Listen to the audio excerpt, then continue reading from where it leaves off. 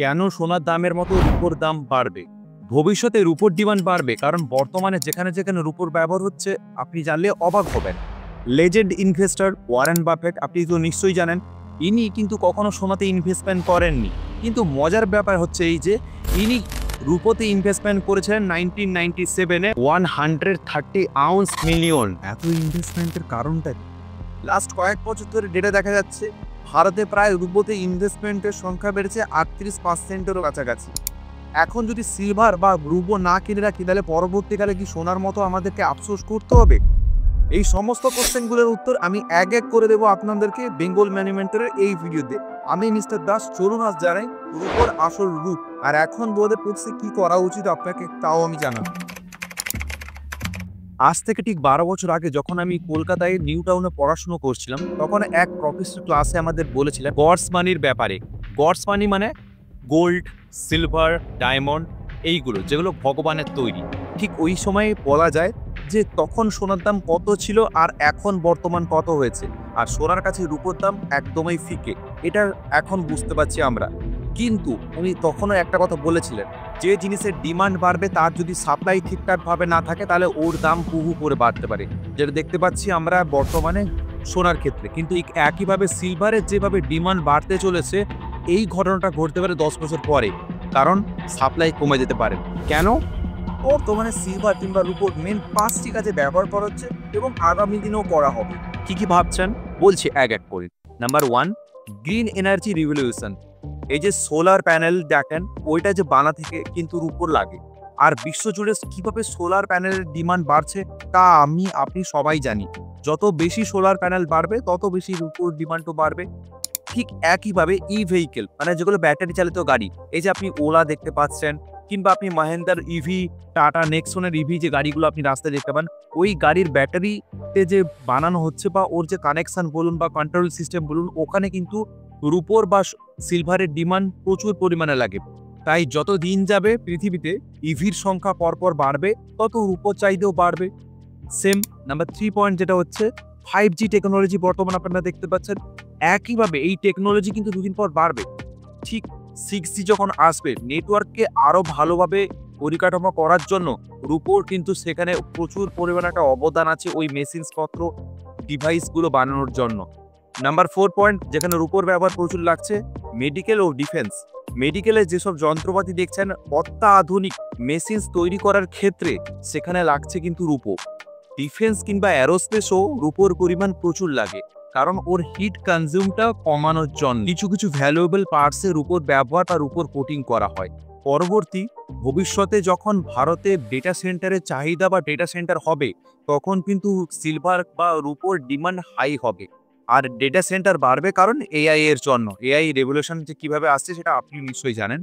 শুধু 2024-এ মানে 2024 সালে, গত বছর total global industry demand of সিলভারের ছিল 680 আউন্সের কাছাকাছি।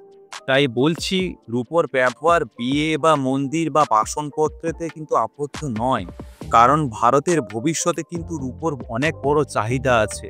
ইনফ্রাস্ট্রাকচার থেকে শুরু করে, আমাদের রিনিউয়েবল এনার্জি থেকে শুরু করে, ইলেকট্রনিক্স থেকে শুরু করে এবং অ্যারোস্পেস, সবগুলোই কিন্তু গ্রো হবে। কখনো কিন্তু এটা ডিমান্ড কমে যাবে না। একটা মতটা কথা বলি, সোনা কিংবা রূপোতে কোনটাতে আমাদের ইনভেস্টমেন্ট করা এখন সঠিক উচিত? আচ্ছা, একটা সত্যি কথা বলুন তো, সোনার দাম যে হারে বাড়ছে তাতে সাধারণ মধ্যবিত্ত মানুষের কাছে সোনা কেনাটা একটা স্বপ্নের মতো হয়ে যাচ্ছে না? ইচ্ছে থাকলেও উপায় থাকছে না। কিন্তু ইনভেস্টমেন্ট তো করতে হবে আমাদের ভবিষ্যতের সুরক্ষার জন্য। তাহলে উপায়? রূপো, হ্যাঁ সিলভার, যা আপনার পোর্টফোলিও এখনো অবধি সেইভাবে জায়গা পায়নি। আপনি হয়তো ইনভেস্টমেন্ট করেননি কোনোভাবে, কিন্তু আগামী দিনে আপনাকে একটা বড় রিটার্ন দিতে পারে। কারণ যখন ওয়ারেন বাফেটের মতো ইনভেস্টমেন্ট লেজেন্ড রূপোর দিকে ঝোঁকেন, তখন এই বিষয়টা আমাদের সিরিয়াসলি নিতে হয়। ভাবছেন তো রূপো কি সত্যিই সোনার মতো রিটার্ন দেবে? কেনই বা দেবে? দেখুন, 1997 সালে ওয়ারেন বাফেট যখন 130 মিলিয়ন আউন্স রূপো কিনেছিলেন, যা তখন গ্লোবাল সিলভার প্রোডাকশনের প্রায় 25%, তখন হয়তো অনেকেই ভুরু কুঁচকেছিলেন। অনেক বড় ভবিষ্যতে ইনভেস্টররা এর গন্ধ পেয়ে গেছেন। ওই কারণেই কি আগের থেকে এত ইনভেস্টমেন্ট? আজ যখন সোনার দাম নাগালের বাইরে চলে গেছে, তখন কিন্তু রূপো একটা দুর্দান্ত অল্টারনেটিভ হিসাব হয়ে উঠেছে আমাদের কাছে। শুধু গয়না বা বাসনপত্র নয়, যেটা আমি একটু আগেই বললাম, রূপোর আসল খেলা কিন্তু বললাম আপনাকে কোথায় কোথায় চলছে, আর এটা আমাদের ভারতে কিন্তু পরপর বাড়তে থাকবে। বড় কারণ আমেরিকা হচ্ছে ডেভেলপ কান্ট্রি আর ভারত হচ্ছে ডেভেলপিং কান্ট্রি। এবার আসি সবচেয়ে ইন্টারেস্টিং পয়েন্ট, গোল্ড ভার্সাস সিলভারের রেশিও। সহজ ভাষায় বলতে গেলে 1 আউন্স সোনার দামে কতটা রূপো পাওয়া যায়, সেটাই হলো রেশিও। ঐতিহাসিকভাবে দেখা যাচ্ছে যে 65:1 এর আশেপাশে। কিন্তু জানেন কি বর্তমান মানে এখন এই রেশিও কোথায় দাঁড়িয়েছে? প্রায় 90%, মানে 99:1 তার বেশি। এর সোজা মানে হলো সোনার দামের তুলনায় রূপোর দাম বর্তমান হিস্টোরিক্যালি আন্ডার ভ্যালু, মানে এক কথায় আপনি এটা একদম সস্তায় পাচ্ছেন। যারা স্মার্ট ইনভেস্টর তারা কিন্তু ঠিক এই ধরনের সুযোগগুলোই খোঁজেন। একটা বিরাট সম্ভাবনা আছে যে এই অস্বাভাবিক রেশিও আবার তারা ঐতিহাসিক গড়ের দিকে ফিরে আসবে। আর যখন সেটা হবে তখন রূপোর দাম কোথায় গিয়ে দাঁড়াতে পারে সেটা একবার কল্পনা করুন। ওয়ারেন বাফেট বলেন, price is what you pay, value is what you get. দাম নয়, ভ্যালু দেখুন। রূপোর ক্ষেত্রেও ঠিক তাই। হয়তো আজ রূপোর দাম সোনার দামের আকর্ষণীয় নয়, কিন্তু এর ভ্যালু অনেক বেশি। আর ঠিক এই কারণেই যখন সোনা কেনাটা কঠিন হয়ে উঠেছে, তখন রূপোতে ছোট ছোট করে ইনভেস্টমেন্টের একটা ভালো সম্পদ তৈরি করার সুযোগ কিন্তু আমাদের কাছে আছে, আর সাধারণ মানুষের কাছেও এটা সম্ভব। কিন্তু এখন সব থেকে বড় প্রশ্ন, আমরা যারা সাধারণ মধ্যবিত্ত ইনভেস্টার, তারা কি এই রূপোলি সুযোগটা কাজে লাগাতে পারবো বা সদ্ব্যবহার করতে পারবো? চিন্তা নেই, সেটাও বলছি। ভারতে রূপোতে ইনভেস্টমেন্ট করার বেশ কয়েকটি জনপ্রিয় উপায় আছে এবং সহজভাবেই। 1 নম্বর, ফিজিক্যাল সিলভার। আপনি কয়েন বা গয়না সোনা এছাড়াও বাসনপত্র বানাতে পারেন বা কিনে রাখতে পারেন, কিন্তু এতে একটা অসুবিধা আছে, স্টোরেজ এবং পিওরিটি, এছাড়াও মেকিং চার্জ লাগে। আর বিক্রি করার সময় কিছুটা আপনার ডিটেকশনও হতে পারে। এটা ফিজিক্যাল সিলভারের ক্ষেত্রে আমি সুবিধা অসুবিধা দুটোই বললাম। সেকেন্ড হচ্ছে যেটা সিলভার মিউচুয়াল ফান্ড। হ্যাঁ, অনেক অ্যাসেট ম্যানেজমেন্ট কোম্পানি আছে যারা সিলভার মিউচুয়াল ফান্ড অফার করেন। মূলত সিলভার ইটিএফে আপনি বলতে পারেন ইনভেস্টমেন্টের একটা অপশন ওরা দেখায়, কিন্তু এটা ডিপেন্ডস করে আপনি কোথায় ইনভেস্টমেন্ট বা কোথায় কার কাছে আপনি এসআইপিটা করছেন সিলভারে, সেটা আপনি আপনার এজেন্টের কাছে আপনি দেখে নিতে পারেন। কিন্তু আমি আপনাকে এখানে একটু বলতে পারি, একটু রিসার্চ করে করবেন এবং ট্রাস্টেড কোনো এজেন্টের কাছে করতে পারেন এবং লং টার্ম একটা ভিউ রেখে করবেন। এছাড়াও যেটা 3 নম্বর, এটা আমার বেস্ট এবং আমি ইনভেস্টমেন্ট করেছি এখানে, এটা হলো সিলভার ইটিএফ। এবারে আপনাদের কাছে এই শব্দটা হয়তো অনেক নতুন হতে পারে, আর যারা আমার চ্যানেলের ভিডিওগুলো দেখেন, আমি কয়েকদিন আগেই গোল্ড ইটিএফে ইনভেস্টমেন্ট করার একটা ভিডিও দিয়েছিলাম। অনেকেই উপকৃত হয়েছেন। গোল্ডের দাম প্রায় 1 লাখ টাকার কাছাকাছি পৌঁছে গেছে, কিন্তু আপনি চাইলে 80 টাকাতেও ইটিএফ এর ব্যাপারে যদি আপনার আরো জানার ইচ্ছে থাকে, তাহলে আপনি একটা ছোট্ট করে কমেন্ট করে দিন সিলভার ইটিএফ। তবে হ্যাঁ, যে কোনো ইনভেস্টমেন্টের আগে নিজে রিসার্চ করে নেওয়াটা খুবই ইম্পর্ট্যান্ট। আপনার মোট পোর্টফোলিওর কতটা অংশ রূপে অ্যালোকেট করবেন, এটা সম্পূর্ণ আপনার রিস্ক অ্যাপেটাইট এবং ফাইন্যান্সিয়াল গোলের উপর নির্ভর করবে। হুট করে বড় কোনো সিদ্ধান্ত নেবেন না। রূপোর দাম কিন্তু মার্কেট ফ্যাকচুয়েশনের উপর নির্ভর করে, তাই শর্ট টার্মে খুব বেশি ওঠানামা দেখে ঘাবড়াবেন না। প্রিসিয়াস মেটালে ইনভেস্টমেন্ট একটা লং টার্মে স্ট্র্যাটেজি নেওয়া উচিত।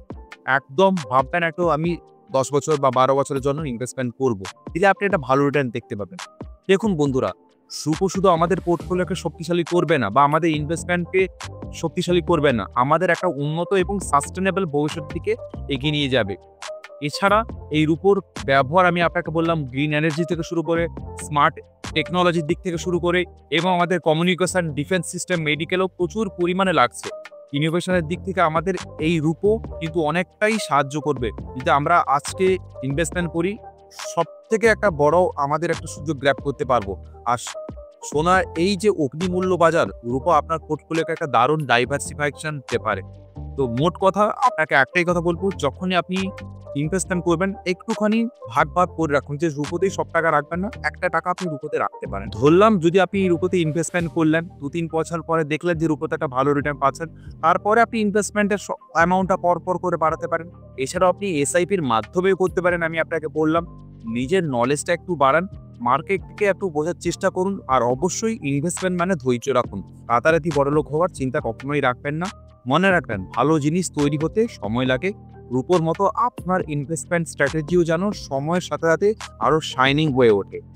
আজকের এই ভিডিওস আলোচনা যদি আপনার ভালো লেগে থাকে তাহলে একটা লাইক করুন, আর আপনি যদি রূপো জার্নি সম্বন্ধে আরও জানতে চান তাহলে একটা কমেন্ট করুন। এই ভিডিওটি আপনি আপনার বন্ধু বান্ধব এবং পরিবারের সকলকে শেয়ার করুন, স্পেশালি আপনার লাইফ পার্টনারকে শেয়ার করুন যারা গোল্ড বানাবেন ভাবছিলেন বা গোল্ডে ইনভেস্টমেন্ট করার কথা ভাবছিলেন। এই ভিডিও দেখলে হয়তো এই রূপার বা সিলভারের ইনভেস্টমেন্টের শুরুটা এখন থেকে করতে পারবেন। যদি আপনি এই ভিডিও থেকে একটু হলেও ভ্যালু পান তাহলে চ্যানেলটিকে একটু সাবস্ক্রাইব করুন, কারণ বেঙ্গল মানি ম্যাটার চ্যানেল সবসময়ের জন্য আপনাকে এই ধরনের সঠিক ইনফরমেশন দেওয়ার চেষ্টা করবে।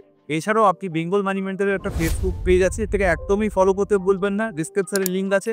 অনেকেই ফলো করে রেখেছেন কিন্তু আমরা এখনো কন্টেন্ট সেভাবে দিতে পারিনি। সামনের 3 মাস থেকে বা দিন থেকে আমরা চেষ্টা করবো প্রত্যেক দিন একটা করে কন্টেন্ট দেওয়ার, আপনাদের ভ্যালু প্রোভাইড করা। ভালো থাকবেন, সুস্থ থাকবেন। যদি আপনি এখনো গোল্ড কিভাবে ইনভেস্টমেন্ট করার ভিডিওটা না দেখে থাকেন, এই যে ডিসক্রিপশনে লিঙ্ক আছে, এছাড়াও ডিসপ্লে দেখতে পাচ্ছেন, করে দেখুন, ওখানে আপনার সঙ্গে কথা হচ্ছে। নমস্কার।